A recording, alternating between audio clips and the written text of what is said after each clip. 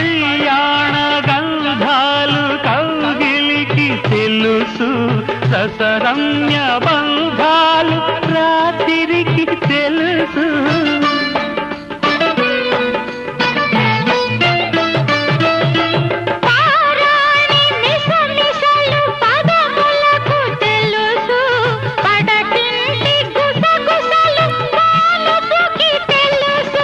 చిగురుటాశల చిలిపి చేతలు, పసిడి బుగ్గల పలకరింపులు పడుచు జంటకే తెలుసు.